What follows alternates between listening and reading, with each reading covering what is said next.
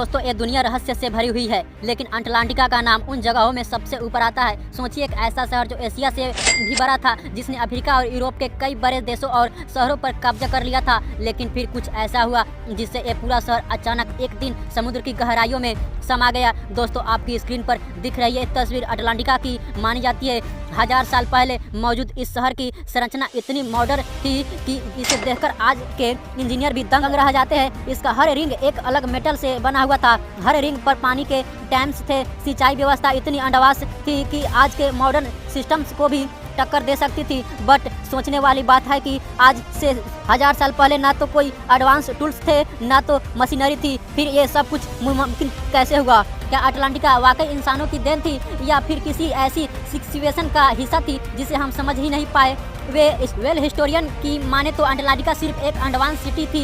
ये अपने वक्त का सबसे पावरफुल एम्पायर था। इसके पास सोने का प्राकृतिक संसाधनों के भंडार थे। इनके मॉडर्न वेपन्स और टेक्नोलॉजी ने इन्हें हर जंग में अजय बना दिया था। लेकिन वो कहते हैं ना, हर बुलंदी का अंत होता है। अटलांटिका अपने पीक पर था। वो तेजी से मॉडर्नाइजेशन की तरफ आगे बढ़ रहा था। लेकिन फिर वो दिन आया जिसने सब कुछ खत्म कर दिया। भूकंप, सुनामी और प्रलय ने एक ही दिन में अटलांटिका को समुद्र की गहराइयों में दफना दिया और दुनिया के नक्शे से अटलांटिका का नाम और निशान हमेशा के लिए मिट गया। लेकिन फिर भी वैज्ञानिक सदस्य से समुद्र की गहराइयों में अटलांटिका को ढूंढने की कोशिश में लगे हुए हैं और कई जगहों पर इसके होने के दावे भी किए गए हैं। बट सच क्या है? क्या अटलांटिका वेज आज भी समुद्र में छुपा हुआ है?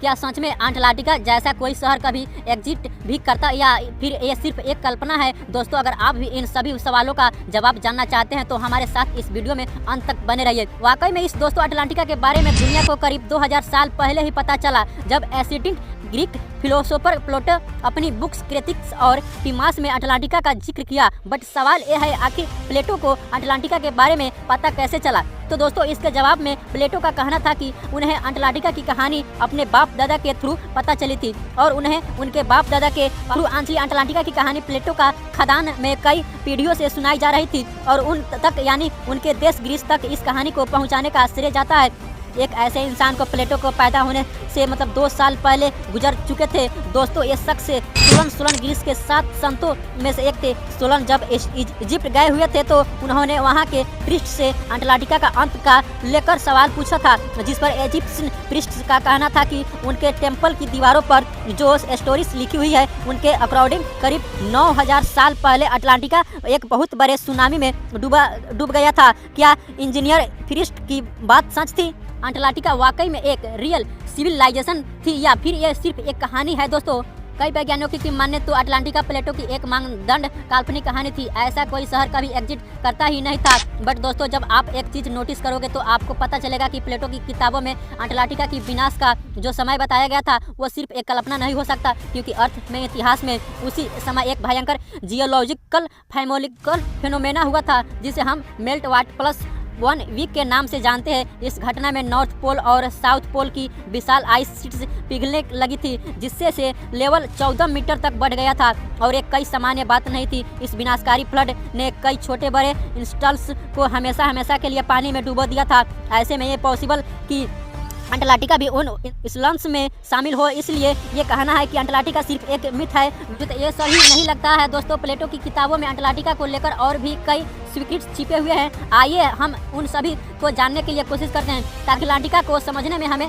आसानी हो। दोस्तों प्लेटो की बुक्स के अकॉर्डिंग अटलांटिका शहर पिलर्स ऑफ हरकुल्स यानी कि हिस्ट्री ऑफ गिब्राल्टर के पास एक छोटे से आइलैंड पर स्थित है। आइलैंड के बीचों बीच एक पहाड़ पर राजा का महल हुआ करता था। इस शहर की संरचना इतनी शानदार थी कि कोई भी दुश्मन बिना कठिनाई के राजा के महल तक नहीं पहुंच सकता था।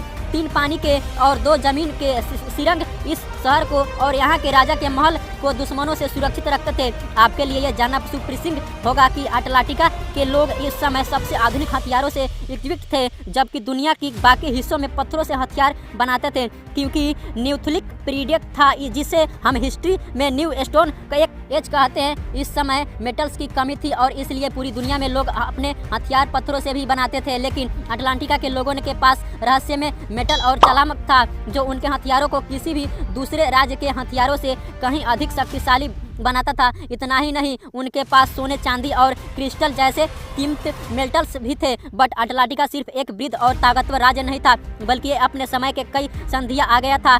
यहाँ के लोग पाइपलाइंस का इस्तेमाल करके घर घर पानी पहुंचाते थे, जबकि दूसरे राज्य के लोग मिट्टी के घड़े में पानी भरते थे। दोस्तों, अटलांटिका में डैम, इरिगेशन जैसे मॉडर्न टेक्नोलॉजी भी थी। यहाँ लोगों के ने अपने सुख सुविधा का हर वो सामान बना रखा था जो उन्हें एक बेहतरीन जिंदगी जीने में मदद करती थी। पर फिर अचानक से एक दिन प्रकृति ने अपना रुख बदल दिया।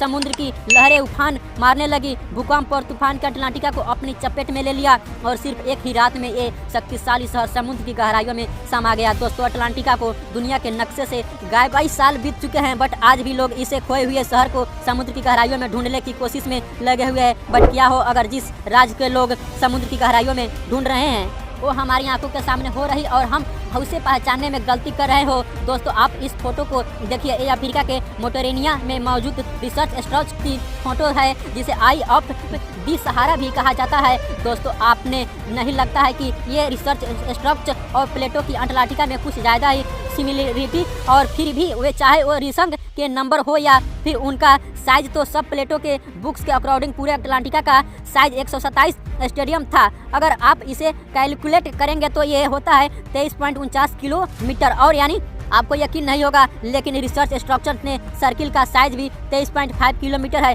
इवन प्लेटो ने अपने बुक्स में अटलांटिका के दक्षिण में एक माउंटेन रेंज का भी जिक्र किया है। और अगर आप रिसर्च स्ट्रक्चर के उन फोटोज को देखेंगे जिन्हें गूगल अर्थ से लिया गया है था, वहाँ पर भी आपके माउंटेन्स और उनसे ऊपर कई लाइन्स दिखाई देंगे। दोस्तों, वैज्ञानिकों के अकॉर्डिंग ये लाइन्स कई सालों पहले यहाँ पर बहने वाली नदियों की वजह से बनी हुई है, जो कहीं न कहीं इस बात की ओर साफ इशारा कर रही है कि रिजिड स्ट्रक्चर ही प्लेटो का अटलांटिका शहर है। इवन रिजिड स्ट्रक्चर के पास रिसर्च को मछलियों के स्केलेट्स और समुद्री पत्थर मिले हैं। जस्ट थिंक अबाउट इट, सहारा के बीचों बीच भला ये कहाँ से आए होंगे। यानी कि मतलब साफ है कि इस जगह पर कभी समुद्र हुआ करता था। 200 प्लेटो अकॉर्डिंग अटलांटिका के पहले राजा का नाम एटलस था। एंड गेसवर्ड मोरेटिनिया के लोग अपने पूर्वजों को अमाओरी कहते हैं और उनके पहले राजा का नाम भी एटलस थी। दोस्तों, अगर अभी भी आपको यकीन नहीं हो रहा है कि रिसर्च स्ट्रक्चर और अटलांटिका एक ही है, तो आप एक बार फिर से इस मैप को देखिए। 450 BC में फादर ऑफ हिस्ट्री कहे जाने वाले हेरोडोटस ने इस मैप को बनाया था। इस मैप को उस समय का सबसे एक्यूरेट मैप माना जाता है।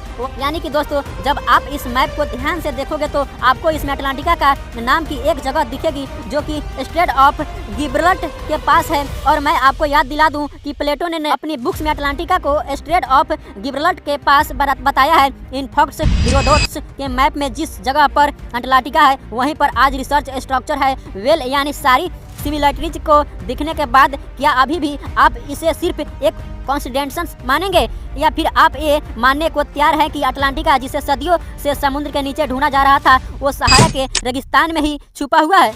दोस्तों, अपना जवाब हमारे इस वीडियो के कमेंट सेक्शन में ज़रूर बताइएगा। अगर इस वीडियो से आपको कुछ नया जानने को, सीखने को मिला हो, इंटरेस्टिंग लगा हो, तो प्लीज़ वीडियो को लाइक और शेयर करना ना भूलिएगा।